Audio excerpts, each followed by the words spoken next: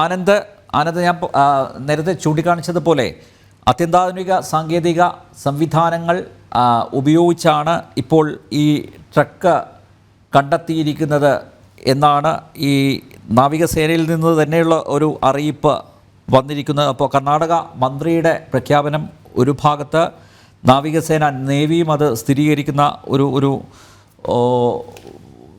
തലത്തിലേക്ക് കാര്യങ്ങൾ എത്തിയിരിക്കുന്നു. ഇനി ഇത് അവിശ്വസിക്കേണ്ടതില്ലല്ലോ, കാരണം തെരച്ചിലിൻ്റെ 9ാം നാളിലാണ് ആനന്ദ് നേരത്തെ ചൂണ്ടിക്കാണിച്ചതുപോലെ ഒരു കുടുംബം, ഒരു നാട് കഴിഞ്ഞ 9 ദിവസങ്ങളായി കാത്തിരിക്കുകയാണ്. ആ കാത്തിരിപ്പിന് ഇന്നോടുകൂടി ഒരു വിരാമം ഉണ്ടാകുമോ ആനന്ദ്? തീർച്ചയായും അനിൽ അതങ്ങനെ തന്നെ വേണ്ടിവരും നമുക്ക് വിശ്വസിക്കാൻ. കാരണം ഇപ്പോൾ സൈന്യത്തിന്റെ കയ്യിലുള്ള ഏറ്റവും അത്യാധുനിക സംവിധാനങ്ങൾ കൊണ്ടുവന്നു തന്നെയാണ് ഇപ്പോൾ തെരച്ചിൽ നടത്തുന്നത്. ഈ അഡ്വാൻസ്ഡ് സൈറ്റ് പോർട്ടബിൾ സോണാറാണ് ഇതുമായി ബന്ധപ്പെട്ട് സിഗ്നൽ ലഭിക്കുന്നതിന് വേണ്ടി സൈന്യം ഉപയോഗിച്ചത്. ഇന്ത്യൻ നേവിയുടെ കയ്യിലുള്ള ഏറ്റവും ആധുനിക സംവിധാനങ്ങളിൽ, സോണാർ സംവിധാനങ്ങളിൽ, റഡാർ സംവിധാനങ്ങളിൽ ഒന്നാണിത്.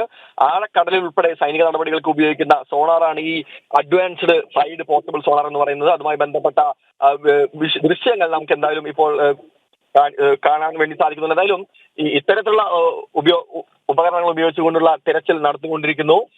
ആഴത്തിൽ ഇപ്പോൾ പുഴയിൽ നിന്ന് മണ്ണ് എടുത്ത് കയറ്റുന്ന ദൃശ്യങ്ങളാണ് കാണുന്നത്. ഭൂമി എക്സ്പ്രസ് ഉപയോഗിച്ചുകൊണ്ട് പുഴയിൽ നിന്നുകൊണ്ട്, നേരത്തെ അടക്കം ഇത്തരത്തിൽ കരഭാഗത്തു നിന്നാണ് മണ്ണ് കയറ്റിയിരുന്നതെങ്കിൽ ഇപ്പോൾ നേരത്തെ ലൊക്കേറ്റ് ചെയ്ത ആ പ്രദേശത്ത് നിന്ന് മണ്ണ് കൂടുതൽ മാറ്റുന്ന ഒരു കാഴ്ച നമുക്ക് കാണാൻ വേണ്ടി സാധിക്കുന്നുണ്ട്. പക്ഷെ ഇപ്പോഴും ഇവിടെ ചെറിയ തോതിൽ മഴ പെയ്തുകൊണ്ടിരിക്കുന്നുണ്ട്. ഈ മഴ പെയ്യുന്നത് ഈ രക്ഷാദൗത്യങ്ങൾക്ക് വളരെ വലിയ ഒരു വെല്ലുവിളി തന്നെയാണ് ഉണ്ടാക്കിയിരിക്കുന്നത്. എന്തായാലും ഈ ഔദ്യോഗികമായിട്ടുള്ള ഒരു സ്ഥിരീകരണം ഇപ്പോൾ വന്നിരിക്കുന്നു. എക്സ് മുഖേനയാണെങ്കിൽ കൂടി മഞ്ചേശ്വരം MLA എല്ലാം ആ പരിസരത്തുണ്ട്. അതുമായി ബന്ധപ്പെട്ടുകൊണ്ടുള്ള ട്രക്ക് കണ്ടെത്തി എന്ന് പറയുന്നതിന് കൂടി ഇത് അർജുന്റെ ട്രക്ക് തന്നെയാണെന്നുള്ള കാര്യത്തിൽ എന്തായാലും ഒരു സംശയമുണ്ട്. കുറച്ച് സമയം കൂടി നമുക്ക് അതിന്റെ കൂടുതൽ വിവരങ്ങൾക്ക് വേണ്ടി കാത്തിരിക്കേണ്ട ഒരു അവസ്ഥ തന്നെയാണുള്ളത്. ആനന്ദ്, അർജുന്റെ കുടുംബാംഗങ്ങൾ ഇപ്പോഴും അവിടെ സ്ഥലത്തുണ്ടോ? മറ്റാരൊക്കെയുണ്ട്? കേരളത്തിൽ നിന്നുള്ള MP MLA കഴിഞ്ഞ ദിവസങ്ങളിൽ ഉണ്ടായിരുന്നു. അവരിപ്പോഴും അവിടെ തങ്ങുകയാണോ? തീർച്ചയായും. അതായത് അർജുന്റെ സഹോദരിയുടെ ഭർത്താവായിട്ടുള്ള ജിതിൻ രാവിലെ പ്രദേശത്തുണ്ടായിരുന്നു. പക്ഷേ ഈ രക്ഷാദൗത്യം നടക്കുന്ന സ്ഥലത്തേക്ക് അദ്ദേഹം പോയിരുന്നില്ല. അതുമായി ബന്ധപ്പെട്ട അനുമതിയുടെ ഒരു വിഷയങ്ങളുണ്ടായിരുന്നു. രാവിലെ അനുമതി ചോദിച്ചുകൊണ്ട് പോകും എന്ന് തന്നെയാണ് അറിയിച്ചിട്ടുള്ളത്. മാത്രമല്ല മഞ്ചേശ്വരം MLA ഇവിടെ ഉണ്ട്.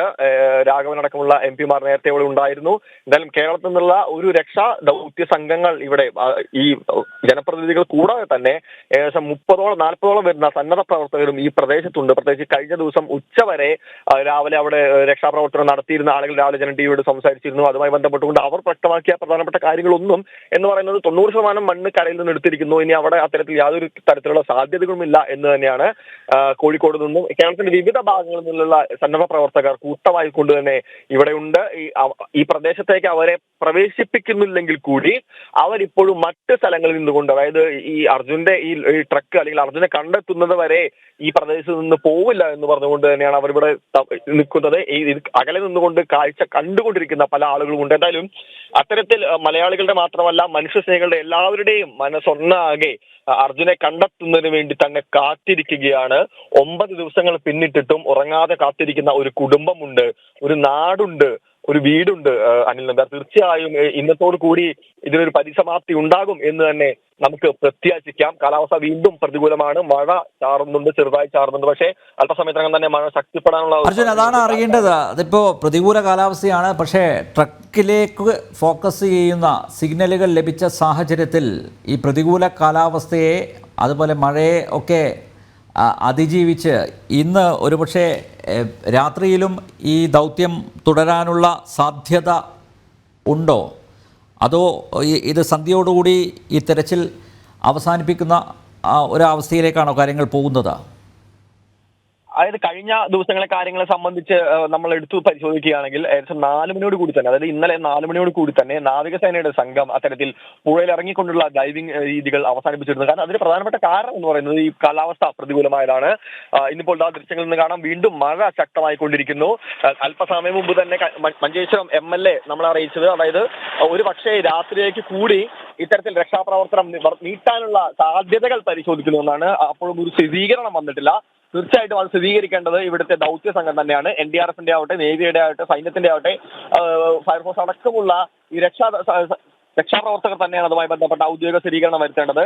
ഈ മഴ കണക്കുകയാണെങ്കിൽ തീർച്ചയായും നേരിടാൻ പോകുന്ന പ്രധാനപ്പെട്ട ഒരു പ്രശ്നം എന്ന് പറയുന്നത് ഈ പുഴയിലേക്ക് ഇറങ്ങിയുള്ള ഈ നേവിയുടെ ഡൈവിംഗ് രീതികളാണ്. അത് മഴ ശക്തമായതോടും ശക്തമായിട്ടുള്ള അടിയൊഴുക്കുണ്ട്. പ്രത്യേകിച്ച് ഏകദേശം ഈ ദൃശ്യങ്ങളിൽ നിന്ന് കാണുന്നതിനപ്പുറത്തേക്ക് ഒരു 250 മീറ്റർ നീളമാണ് ഈ ഗംഗാവലി നദിക്കുള്ളത്. ഏകദേശം 60 അടി താഴ്ചയുമുണ്ട്. അപ്പോൾ ഇത്രയും വലിയ ഒരു നദിയിൽ ഇത്രയും കുത്തൊഴുക്കുന്ന ഒരു സമയത്ത് പുഴയിലേക്ക് ഇറങ്ങിക്കൊണ്ട് മുങ്ങിക്കൊണ്ടുള്ള ഒരു തിരച്ചിൽ നടത്തുക എന്ന് പറയുന്നത് തന്നെ വളരെ അസാധ്യമെന്ന് പറയാം. അമാനുഷികമായിട്ടുള്ള ഒരു പ്രക്രിയയാണെന്ന് പറഞ്ഞെങ്കിലും കൂടി തെറ്റില്ല.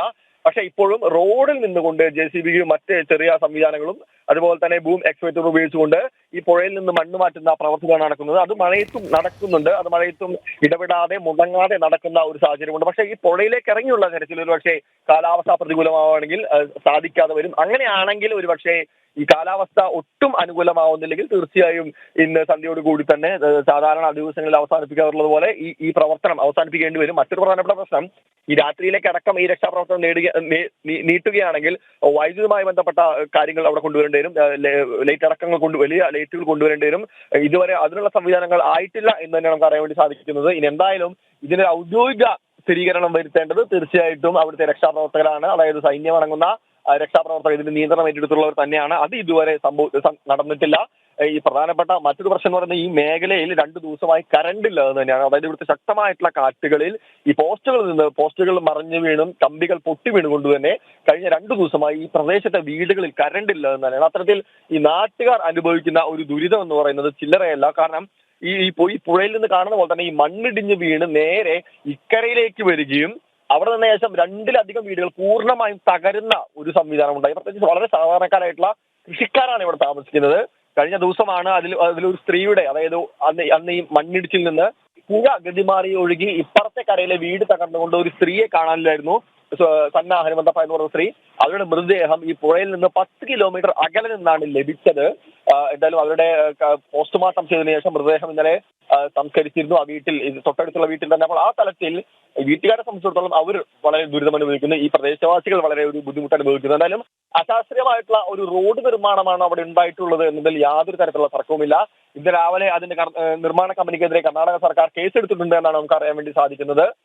ദൃശ്യങ്ങളിൽ നിന്ന് വ്യക്തമാണ്. അതായത് യാതൊരു തരത്തിലുള്ള ശാസ്ത്രീയ പരിഹാര മാർഗങ്ങളും ഇല്ലാതെയാണ് അത്തരത്തിൽ ഈ റോഡ് പണിതെന്നാണ് പ്രധാനപ്പെട്ട അവിടുത്തെ പരിസ്ഥിതി പ്രവർത്തകരടക്കം പറയുന്നത്. അതായത് ഒരു പാത, ഒരു റോഡ് നിർമ്മിക്കുമ്പോൾ അല്ലെങ്കിൽ ഒരു കുന്ന് മാറ്റിക്കൊണ്ട് റോഡ് നിർമ്മിക്കുമ്പോൾ അവിടെ പാലിക്കേണ്ട ചിട്ടവട്ടങ്ങൾ, അവിടെ പാലിക്കേണ്ട പരിസ്ഥിതിയുമായി ബന്ധപ്പെട്ട് പാലിക്കേണ്ട മര്യാദകൾ, രീതികൾ, ഇതൊന്നും ഇവിടെ പാലിക്കപ്പെട്ടിട്ടില്ല എന്നുള്ള ഒരു വിമർശനം എന്തായാലും തുടക്കം മുതൽ തന്നെ ശക്തമാവുന്നുണ്ട്. ഒരുപക്ഷെ അതിന്റെ എല്ലാം ഒരു തിക്തഫലം അനുഭവിക്കേണ്ടി വന്നത് ഇതുപോലെയുള്ള വളരെ സാധാരണക്കാരാണെന്നുള്ള കാര്യത്തിൽ ഒരു സംശയമില്ല. മാത്രമല്ല ഇപ്പോൾ അർജുന്റെ ഒരു മൃതദേഹം മാത്രമല്ല, അവിടെ കാണാതായിട്ടുള്ള കുടുംബങ്ങൾ ഒരുപാടുണ്ട്. അത് ഈ മണ്ണിനടിയിൽ എത്ര പേർ കൃത്യമായി ഉണ്ടെന്ന് പോലും ഇപ്പോഴും കർണാടക സർക്കാരിന്റെ കയ്യിൽ കണക്കുണ്ടോ എന്ന് ചോദിച്ചു കഴിഞ്ഞാൽ ഇല്ല എന്ന് നമുക്ക് പറയേണ്ടി വരും.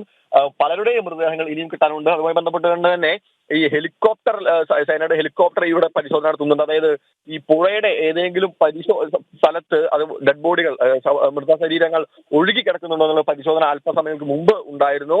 എന്തായാലും ഈ അർജുന് വേണ്ടിയുള്ള ഈ കാത്തിരിപ്പ് നീളുന്നു.